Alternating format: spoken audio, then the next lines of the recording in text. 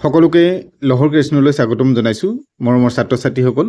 আজি দেৱবাণী সংস্কৃতমৰ পঞ্চম শ্ৰেণীৰ সপ্তমহ পাঠ ধূৰ্ত সাগ ব্ৰাহ্মণ কথা পাঠটি অসমীয়া অনুবাদ ইতিমধ্যে আগবঢ়াইছে। এতিয়া প্ৰশ্নোত্তৰ আগবঢ়োৱা হৈছে।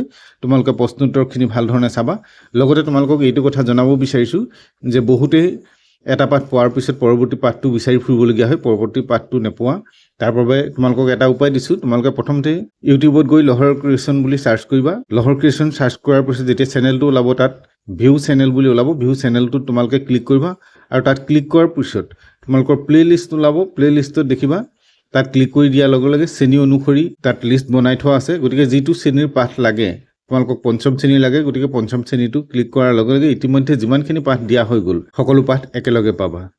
গতিকে এতিয়া আমি প্ৰশ্ন উত্তৰলৈ আগবাঢ়িছোঁ। অভ্যাসঃ ইয়াত প্ৰথমতে দিয়া হৈছে একপদনে উত্তৰত এটা শব্দত উত্তৰ দিব লাগে। প্ৰথমতে আছে ব্ৰাহ্মণস্য নাম কিম আছিত। ব্ৰাহ্মণজনৰ নাম কি আছিল?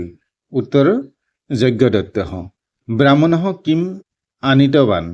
উত্তৰ সাগম। গ নম্বৰ দি আছে যজ্ঞদত্ত সাগম কিমৰ্থম আনিতৱান।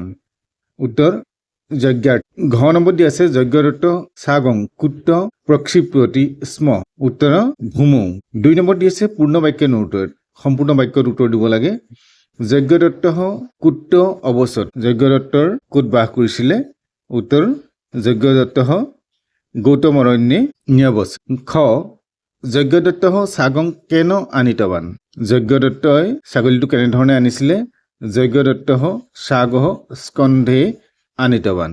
তাৰপিছতে আছে প্ৰথমো ধূৰ্ত ব্ৰাহ্মণং কিম অকথয়ত। উত্তৰ প্ৰথমো ধূৰ্ত ব্ৰাহ্মণং অকথয়ত ভূ ব্ৰাহ্মণ কিমিতি কুকুৰং স্কন্ধেন নয়সি।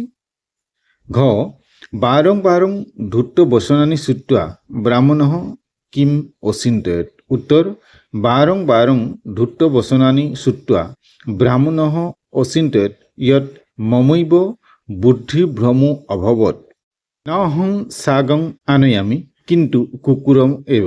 3 নম্বৰ দি আছে ৰিক্ত স্থানানি পূৰয়ত খালী ঠাই পূৰ কৰিবলৈ দিছে।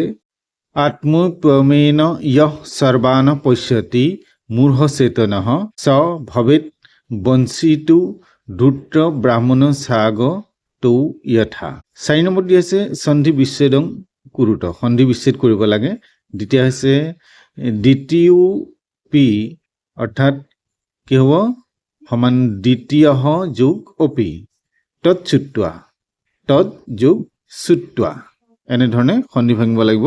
পুনৰপি পুনঃ যোগ অপি ততস্য ততঃ যোগ স ব্ৰাহ্মণ স্বাগতয়ো যথা। ব্ৰাহ্মণঃ যোগ স্বাগতঃ যোগ যথা। গ্ৰামান্তৰে গ্ৰামঃ যোগ অন্তৰে ধূৰ্তয়পি ধূৰ্তৈঃ যোগ অপি।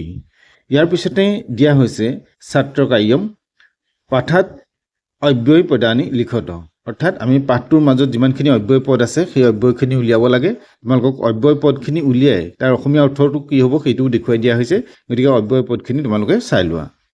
আম একদা যদা তদা স ইতি অনন্তৰম বা তদন্তৰম কিম কিমিতি ন নাহম এব অপি পুনৰপি এবম আৰু যথা।